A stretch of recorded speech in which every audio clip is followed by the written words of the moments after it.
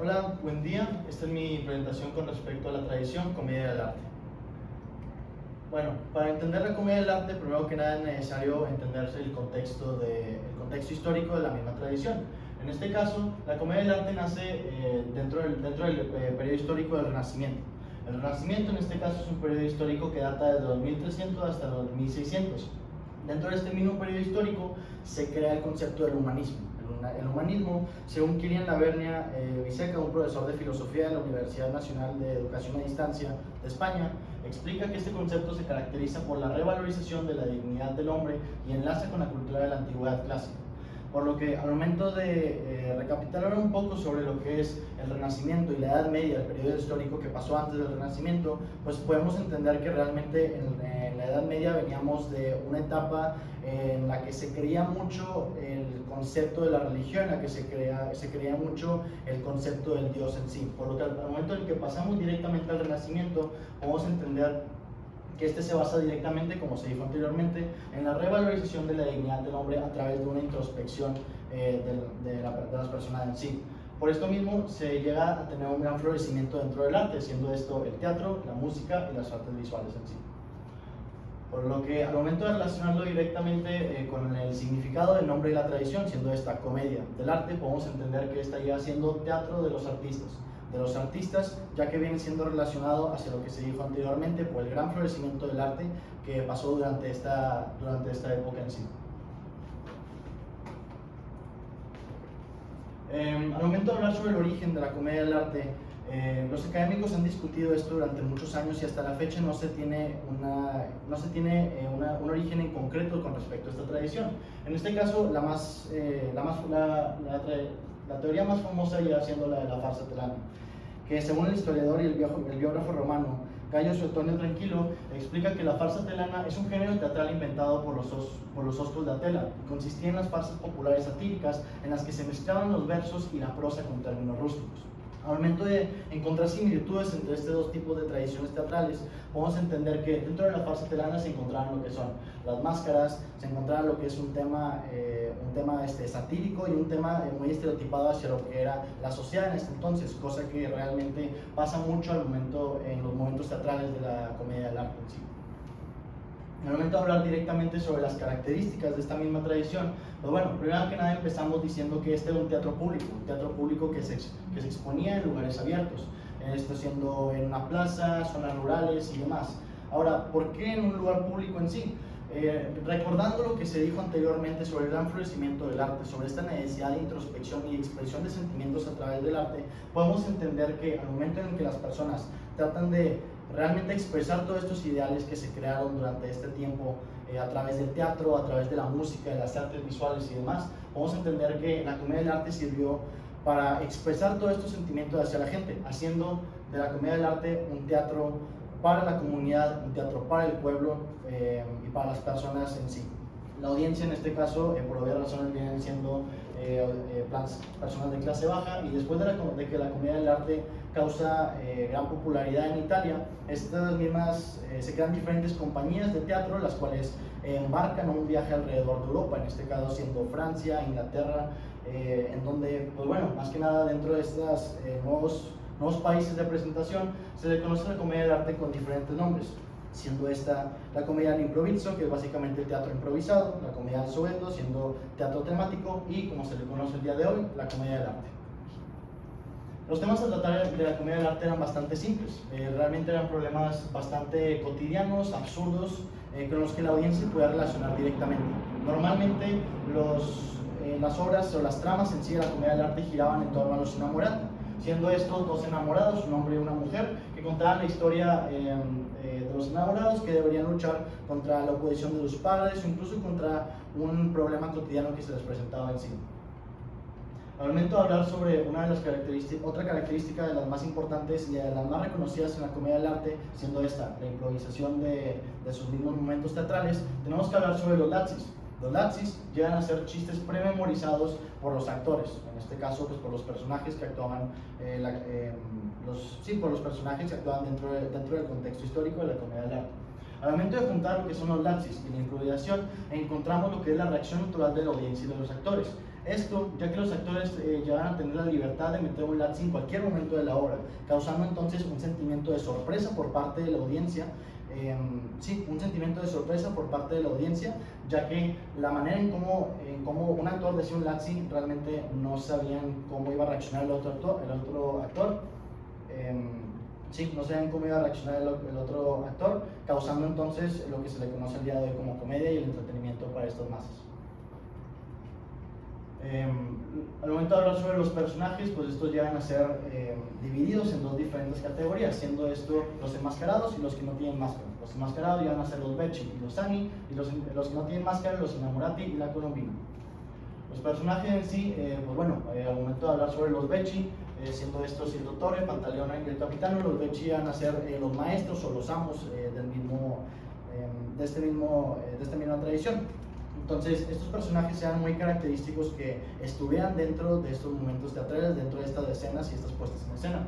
Los Sani, en este caso los sirvientes, dentro de esta categoría sale uno de los personajes más característicos de la comedia del arte, siendo este el arlequino y además de esto la colombina, siendo el primer personaje de género femenino en la historia del teatro profesional.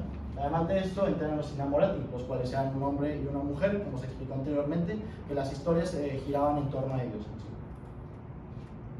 Al momento de hablar directamente sobre lo que es el arlequino, pues cabe anotar que es un personaje bastante peculiar, es un personaje bastante interesante de analizar. Es un personaje que consistía de tres diferentes aspectos en particular, siendo esto una ropa de diamantes, una media máscara con una nariz alargada verde y lo que se le conoce como el slapstick. En este caso, y como podemos ver, la manera en cómo el arlequino tiene la espalda encorvada demuestra su sentido de inferioridad hacia lo que son los Becci, en este caso los maestros. Por lo mismo, este personaje realmente se sentaba un poco más abajo que los demás, encorvaba la espalda de esta manera para expresar la inferioridad de estos mismos. Era un personaje bastante acrobático y libre, siempre tenía las piernas flexionadas, lo cual le permitía saltar y correr en cualquier dirección que este mismo quería. Es muy caracterizado por ser muy curioso y hambriento, guiándose por la nariz en este caso. Y más que nada es un maestro de energía. De hecho, el arlequino llega a conseguir resultados mínimos con el máximo esfuerzo que él requiere para esto mismo. Pues bueno, al momento de hablar sobre la exploración que yo decidí con respecto a la convención que elegí, siendo esta el movimiento del arlequino, el cual fue explicado anteriormente. Pues bueno, la exploración consistió en 4 diferentes sesiones de entrenamiento, siendo esto primeramente 2 videos de la doctora Chiara De Anna. El primero fue un warm-up, el cual me ayudó a entender la preparación corporal para las exigencias físicas del arlequino. En este caso, y recordamos que el arlequino es un personaje bastante acrobático y saltarín, pues me ayudó a darme cuenta de la cantidad de elementos necesarios para tomar en cuenta al momento de ejecutar un momento teatral con el arlequino en sí. Al momento de hablar sobre el entrenamiento de la doctora Chiara De Anna, pues bueno, este entrenamiento en sí consistía más que nada en el entendimiento y la familiarización del movimiento del arlequino, la cantidad de maneras que este mismo personaje tiene para caminar, siendo estas unas bastante lentas, otras que llegan a ser un poco más rápidas y otras con un ritmo un poco más intermedio. Realmente me ayudó a familiarizarme con el concepto de este mismo personaje. Después de eso hice yoga, hice 3 saludos al sol, lo cual me ayudó con mi flexibilidad, ya que recordando de nuevo que el personaje es muy acrobático, pues realmente requería de mucha flexibilidad para esto. Yo en lo personal no soy una persona muy flexible, lo cual después de hacer este entrenamiento pues me ayudó para hacer movimientos más voluminosos en sí. Y al momento de hablar sobre el salto de cuerda, pues bueno, me ayudó para fortalecer mis piernas. En este caso, el arlequino llega a tener un centro de gravedad mucho más bajo, lo cual requiere mucha fortaleza de las piernas, por lo que me ayudó mucho a mejorar mi resistencia al momento de ejecutar mi momento teatral en sí. Estas son algunas de las evidencias que tengo, siendo el warm-up, el entrenamiento del arlequino, con su pose característica y un poco de lo de yoga en sí. Al momento de hablar sobre mi reflexión, dentro de estas mismas, cabe notar que primero que nada decidí conectar la convención con otro tipo de... Sí, decidí conectar mi convención con otro tipo de tradición teatral, en este caso, bueno, de convención teatral. En este caso, conecté el personaje del arlequino, el movimiento del arlequino con los personajes de la farsa francesa. En este caso, pues sí, en la farsa francesa se tenía un personaje, el cual fue uno de los primeros que empezó la tradición, siendo estos Jean-Baptiste Poquiel, conocido mejor como Molière. Este mismo personaje llevó a conocer a los actores de esta misma comedia del arte durante sus viajes hacia Francia. Por esto mismo, este mismo personaje se inspiró por estas técnicas de género teatral y comenzó a escribir farsas, utilizando instrumentos literarios de la comedia del arte, tales como son los lazzi, el humor bufónico y los movimientos voluminosos que se tienen alrededor de la comedia del arte en sí.